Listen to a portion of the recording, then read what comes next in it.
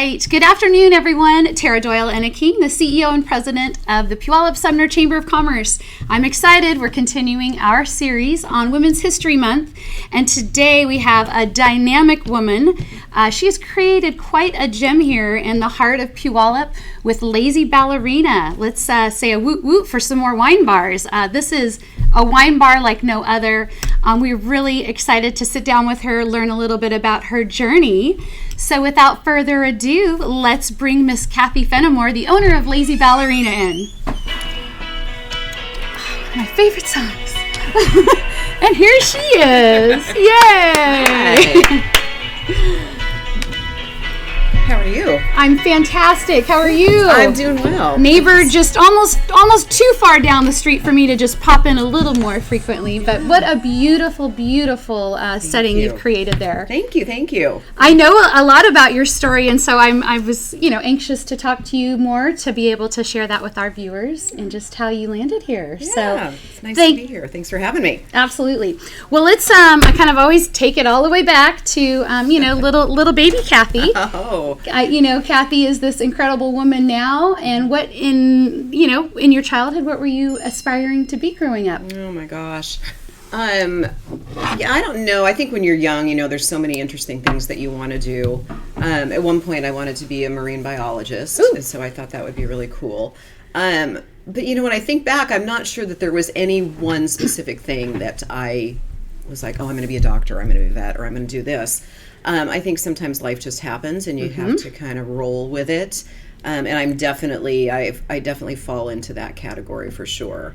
My dad was in the military, and we traveled around quite a bit when I was little, and finally landed here in Washington State when I was in third grade. So I have been here since then, and absolutely love it. I know when I was younger, I threatened to leave multiple times simply because it rained too much, and I wanted a little bit more sun. But I grew up in Puyallup area for the most part. I have a brother that's 9 years younger than me. Okay. And my dad passed away, unfortunately, when I was in high school. Oh, that had to have been hard. Yeah. I think, it's just being a teenager is just a tough age anyway. Absolutely. And I think going through that, there's always some added pressure. But my mom, God bless her, was one of the strongest women I've ever met in my entire life, and did a great job raising both my brother and I. So. There sure seems to be a common denominator with these strong ladies I've been interviewing and their strong mother role models. Yeah. Tell us more about your mom. What did she do, and what kind of lessons did she instill on you? Yeah, so my mom was first generation from Italy, so my grandparents were born and raised in Italy. And, she grew up back in the, 40s and 50s, and in a household that really kind of wanted to acclimate and assimilate and just really become a part of the community. And so, my mom and her sisters were not allowed to speak Italian in the house, which I thought was really funny because neither my grandfather or my grandmother spoke English. So it was made it a little bit difficult, I think. But or by design, yeah. They just really. What are they saying? I don't know. Yeah. So I think part of that was that my grandparents wanted to learn how to speak English, and so they did that via the girls. Sure. So my mom never really learned to speak Italian. She could understand it much better than she could speak it. But she was one of those that just grew up in that generation where she was a stay-at-home mom, and that was what she did. And taking care of the house and taking care of the kids, and dinner was on the table when my dad got home from work. And like I said, when he passed away, he was 56 when he passed away, and she was forced to get a job for the first time in her life. And so I think for me personally, watching that, that was a rude awakening, even at that early age, in coming to terms with what your life can potentially throw at you. Right. And because here she is now, she's in her mid-50s and had never worked before. And like I said, had to jump in and get a job and take care of two kids. Can't imagine. Yeah. But she did a great job, and, I learned a lot of life lessons from that. I think, the biggest lesson I learned from that is really just to be independent and never take the easy path. And always be in a position where, especially I think as a woman, to be self-sufficient, right? To really be able to take care of yourself, whether that's emotionally or financially, because you never know what's going to happen in life. And, my mom was very reliant on my father, and that, like I said, that was that generation. Absolutely. But I never wanted to end up in a position where I couldn't take care of myself.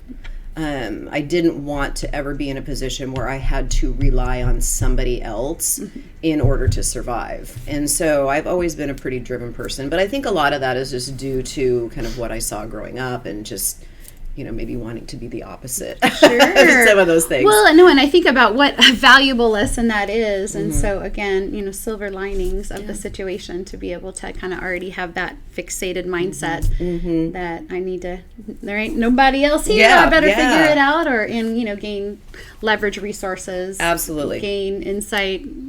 Yeah, absolutely. All the things to be able to take care of yourself. What, so kind of, thinking of school, were you a good student? I was an okay student. I'm not going to say I was a great student. I think I was more concerned with the social aspects of school. Sure. I got good grades, but I was probably a B average student. Yeah. I played a lot of sports. So, growing up, I think that's really what kept me out of trouble. In third grade, I started playing softball with a group of girls that played up until we were out of high school. And when we weren't playing softball, we played soccer. And it was the same group of girls for a good, 10, 15-year time period, which, was huge. You don't see that today. And like I said, I think that kind of kept me out You can channel a lot of energy and what do they say about the idle time and the devil? Yes, exactly. So that worked out well for you. Yeah. Then I graduated from Franklin Pierce in, dare I say, 1986. Oh my gosh. I'm 87. Yeah, it's been a long time. Went to Pierce College for a short period of time, and then got pregnant at 21. Yeah. And got married and divorced by the time I was 22. So, whole long sordid story there. Yeah. Well, yep. Yep. And so what I said earlier about kind of life, life throwing you some curveballs. And then I was a single mother until I got married almost 7 years ago. And so, when I think about kind of what was instilled in me when I was younger about just being driven and you never know what life's going to throw at you, nobody ever says, gee, I want to be a single mom at some point, right? But that's, that's just what happened. And so, I was really fortunate, though. I got a job at Russell Investments for the old Frank Russell Company when I was 22. My daughter was just a year old.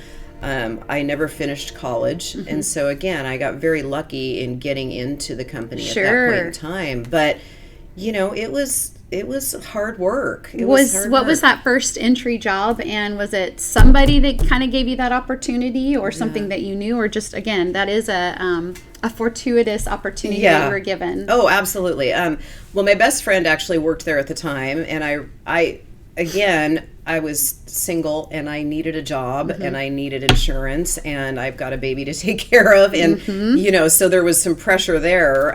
But she worked there, and she said that they had a job opening in this particular group. And initially I was like, Frank Russell? Who's Frank Russell? Yeah. I had absolutely no idea.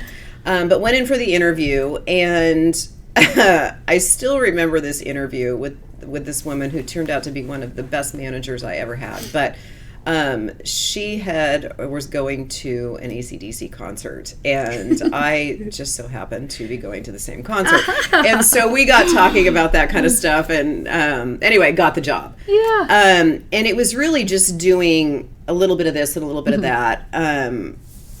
One of the things that I remember most, and I think is how I lost my eyesight, was back in the day, at Russell, we would produce these reports for large consulting clients. Sure. So General Motors, AT&T, JCPenney.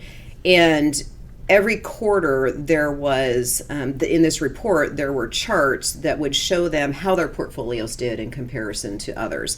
And back at that time, everything was run on a Xerox machine. Oh, yes. So I would get this original copy from the performance team, and then I would have to run, 100 copies of this report, Right. and then go through with a box scraper and make sure that the dots that were left on the pages were scraped off, and that because they did these scatter charts at the time. Oh, yes. So you didn't want to confuse a mark that the Right. copy machine had left with one of the little marks that was Sure. actually It was data. It was actually data, yeah.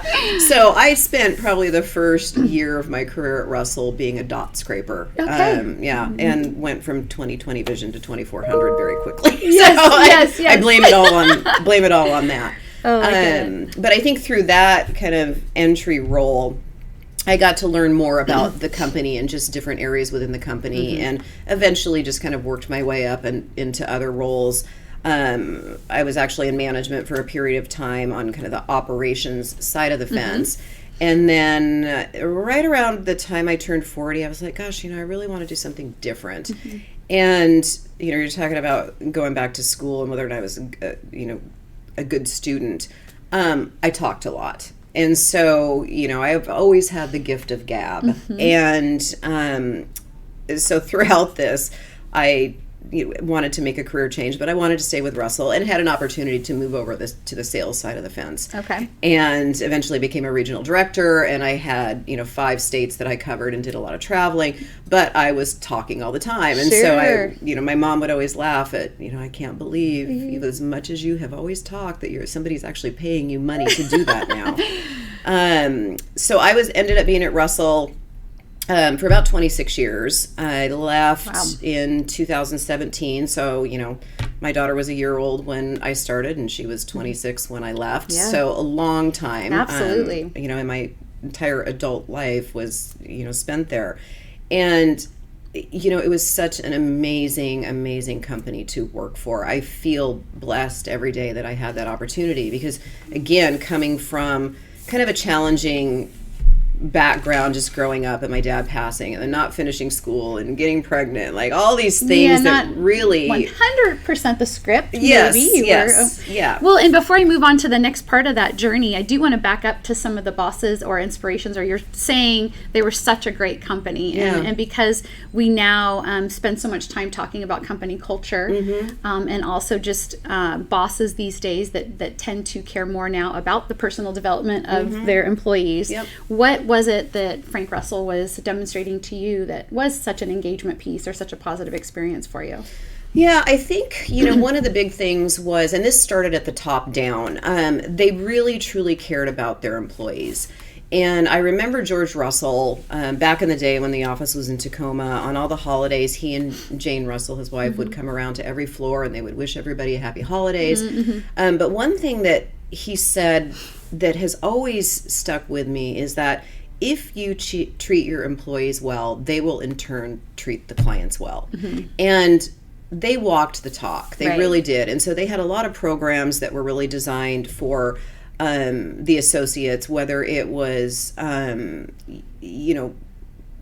personal education, counseling.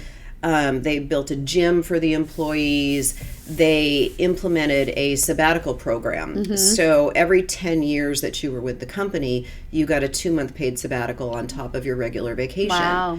And, that is unheard of. I don't care what industry you're in.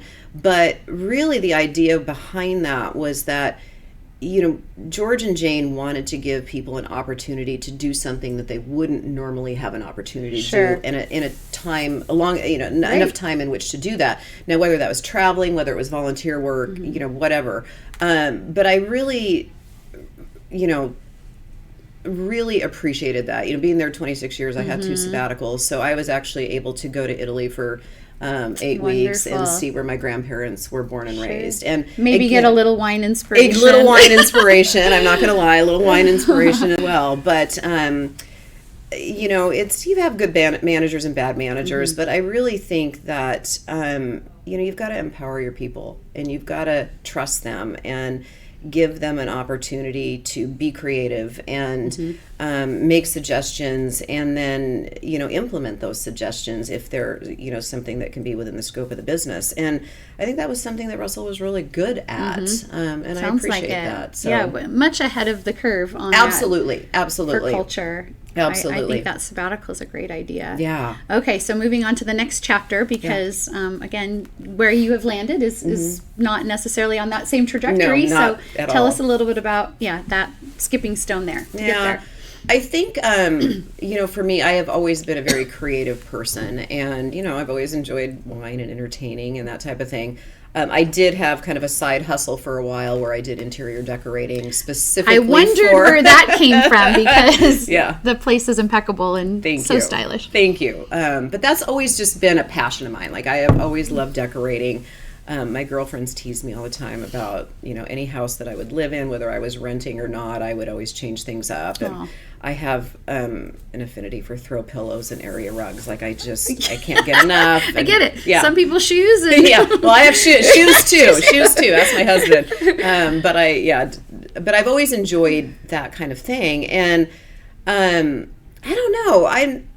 Over the course of probably the last 10, 15 years, I just was giving thought to, like, what do I want to do in this next chapter of my life? And so when I left Russell, I gave even more thought to that.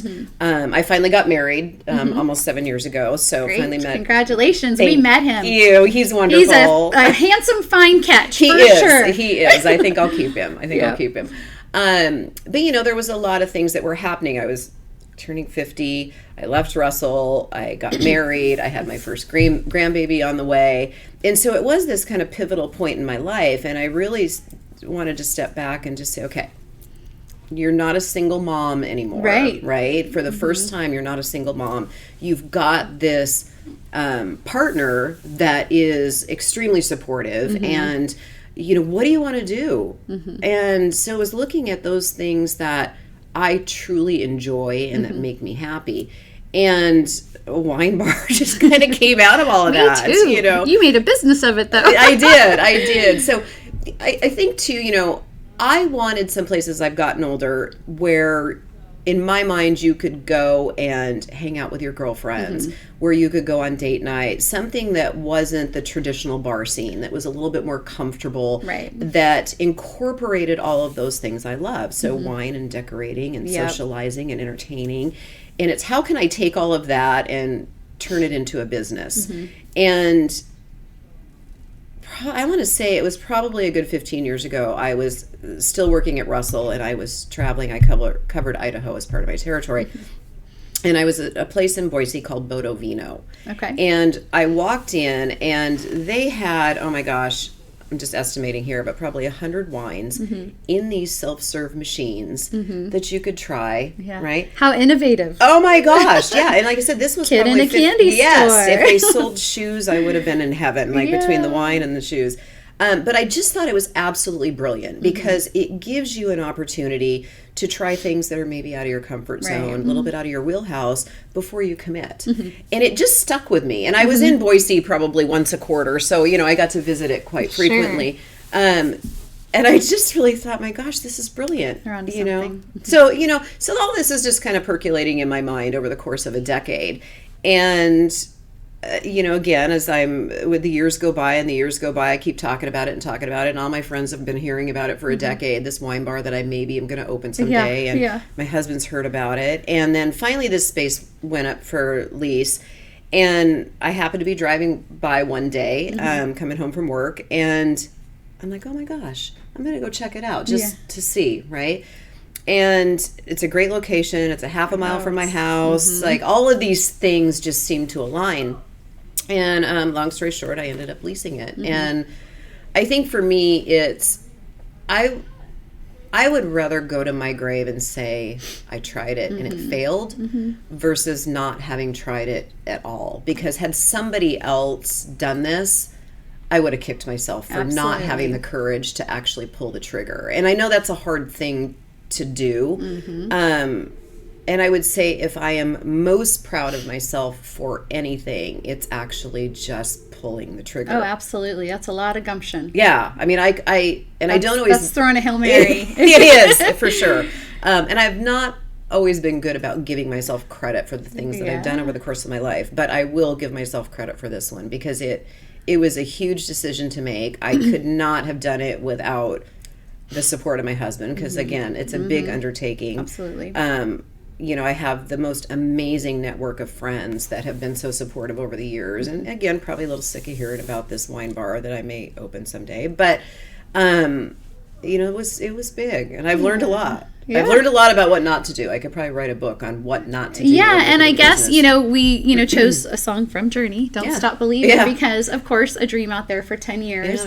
Yeah. But as you learned with a lot of small business owners, that we've all learned this lesson, it's not that easy either. There's a lot of unexpected turns and challenges. Yeah. And certainly some of it, I know we kind of lived a little bit with you, our Economic Development Committee. Yeah. Got to really lean into what were some of your challenges to see in what ways the chamber could maybe convene or help in the future, so some of those challenges weren't there for the next person, because we do want to continue to attract fantastic people like you with this dream and want to see it come to fruition. So I know part of it, without going into too much of the hiccups there, because it's flourishing, it's wonderful. We're so excited for this asset.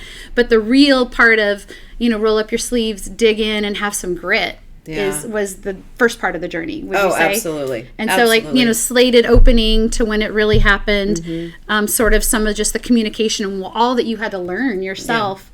Will you share some of that insight, just because, again, I think there are so many lessons that were learned through that process. Yeah. I think one of the biggest things I learned, and this may sound very simplistic, but it is opening a business, a small business, any business, is not for the faint of heart. And I have a much, much greater and deeper appreciation and respect for anybody that has started their own business. I don't care what industry you're in. I kiddingly say if that building were taller, there's probably a few times where I would have thrown myself off of it, because it really was one of the most difficult things I have ever done in my life. And I know part of that for me was just a huge learning curve, because again, this is not my background. I have never worked in the restaurant industry. I have never worked in the bar industry. So I've go big or go home. I bit off a lot for a first-time business owner. And with some significant TIs, too. It wasn't a ready-made space. Yes, which I did not realize at the time. Yeah. So, these charming older buildings have their own challenges. Yes, and I had, I was very naive. I had no idea that there were going to be so many hurdles and things that had to be brought up to code. I mean, I'm just thinking about, home remodel. Oh, how could it be that different, right?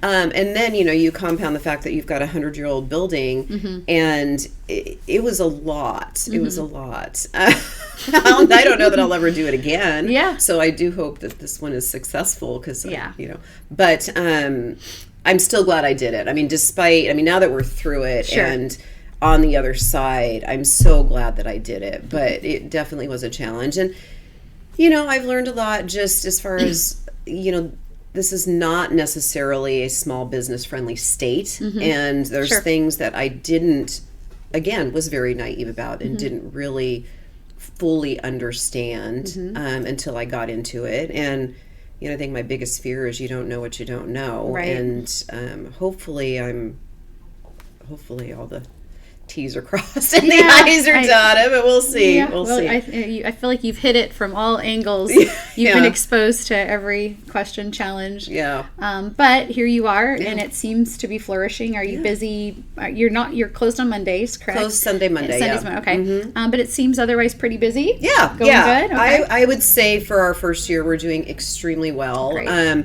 There's slow days, and I think for the first. I'm not going to say I don't still get nervous, but, on those slow days, I do get a little bit nervous, but it's feast or famine. It's like we could be really slow one day, and then Wednesday, Thursday night, we're just packed. And, so it is really hard to plan, because you just never know when people are going to be there.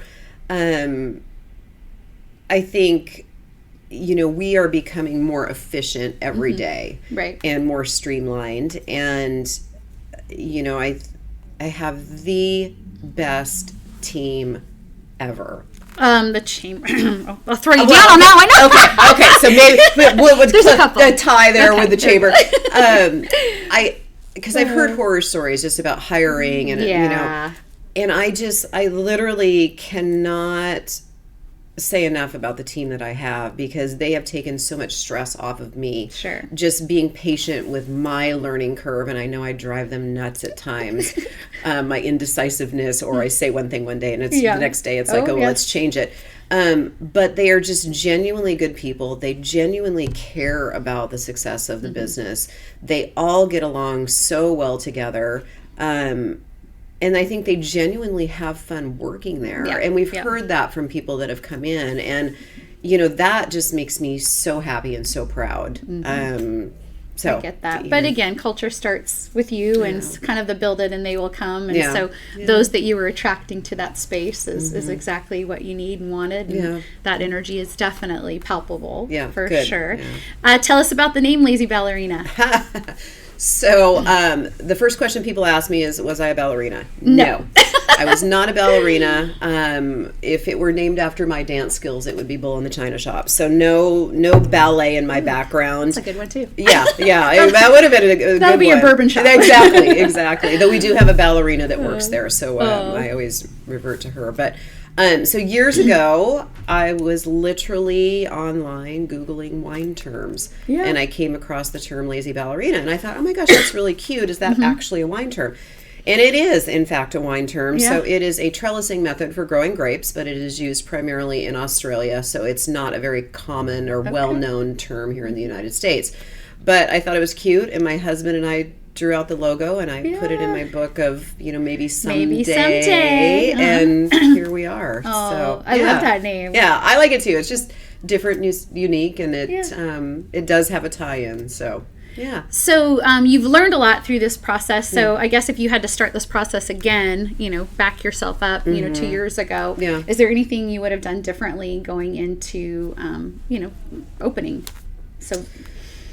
Oh gosh, yeah. I mean, there's a whole list of things that I probably would have done differently. I think probably the biggest would have been to actually hire a consultant, contractor, general manager that could guide me through the process. Yep. I unfortunately did not do that initially.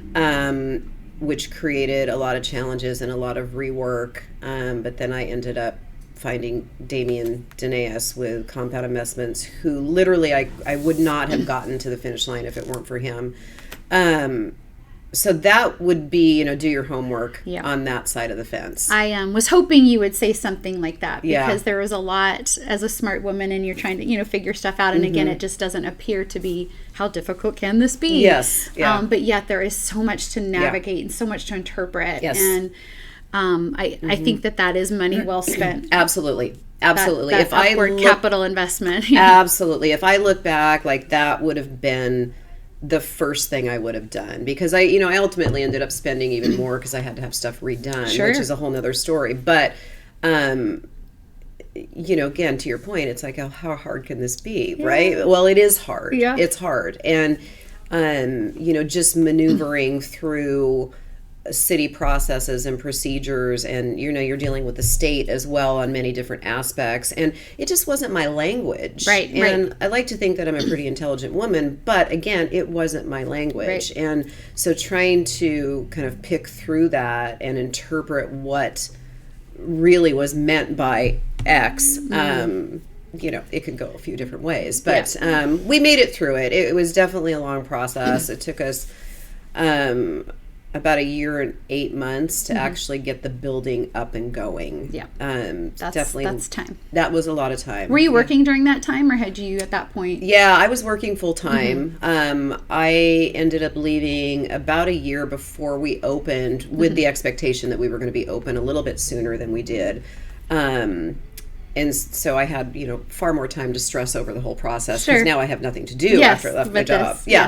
And you're anxious to get it open. Yeah, exactly. And it's taking longer. Yes, I'm chomping now at the that's all bits. you're thinking of. Yes. And then my mom, unfortunately, ended up getting sick and passing away the week before we opened. So there was a lot kind of happening in that time period that was, it's life. It's life, and you get through it, and you do. Yeah, and here we are. And here we are. Well, what do we do for fun besides run your business? I literally have no free time right now. Yeah. I've never worked as much in my life as I do with this, but it's such a rewarding feeling. Sure. I'm exhausted at the end of the day, but it's definitely rewarding. I love to travel. I mean, realistically, that is probably the one thing that one of the reasons that I kind of did this whole wine bar thing was as I roll into retirement, like what do I want that to look like? And I get bored pretty easily, so I need to be doing something. But I, hopefully within the next few years, I'll be able to step away from the bar for a couple months at a time and go to my give yourself your own sabbatical. Yes, go to Italy, which is my happy place. Yeah, so I do love to travel. We do have some property out on Phillips Lake, so when we have free time, we like to go out there. And like I said, I've got a 7-year-old granddaughter that I like to spend time with, and another granddaughter on the way any moment now. So kind of waiting there, but I think traveling is probably my big thing. I kiddingly say my husband loves to play pickleball and golf, so I'm probably going to have to learn how to do both of those pretty quickly, or I may never see him in retirement. So that's on the list. So. Yeah, get that on there. Nice.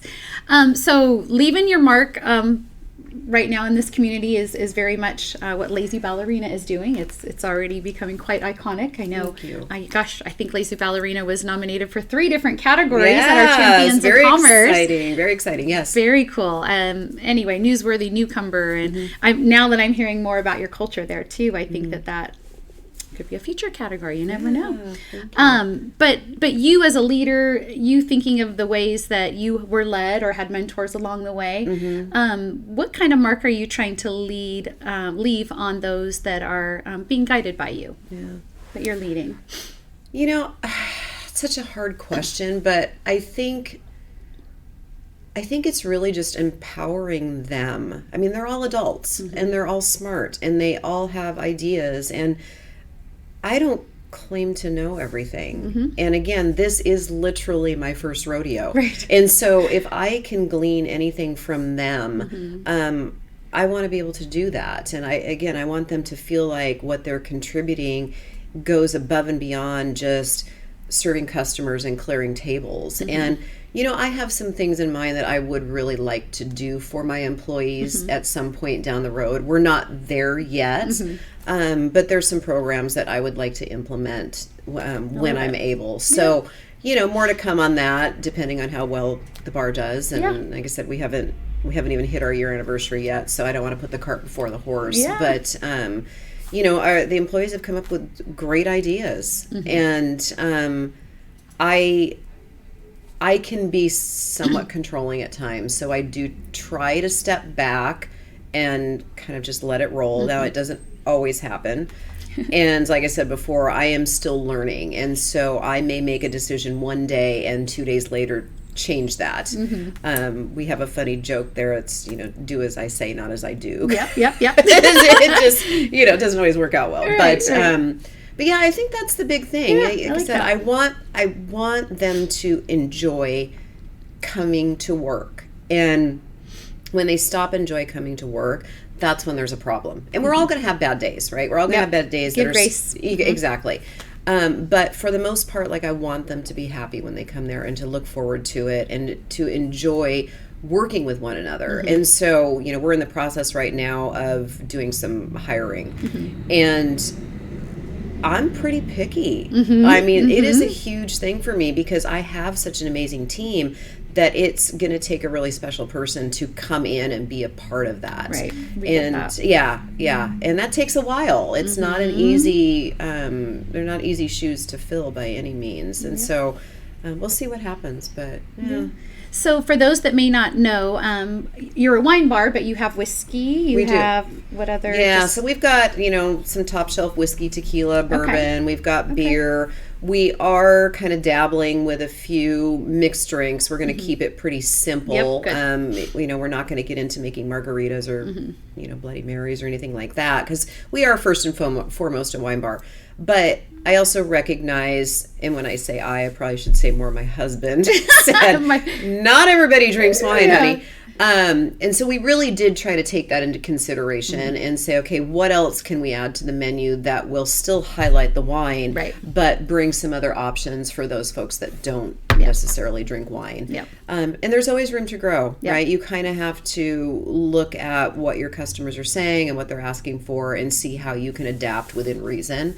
And so we'll do that. If you don't, I love your bites as well. You've done a great job. Again, keeping it simple, but just unique and flavorful. Thank you. Very good. Thank you. A lot of time spent in the kitchen testing those out. I think my husband gained 15 pounds over the course of that. I get it. Developing that the brie. Last question. What would you claim to be your superhero power? Oh my gosh, that is such a tough question. I really am not entirely sure, honestly. I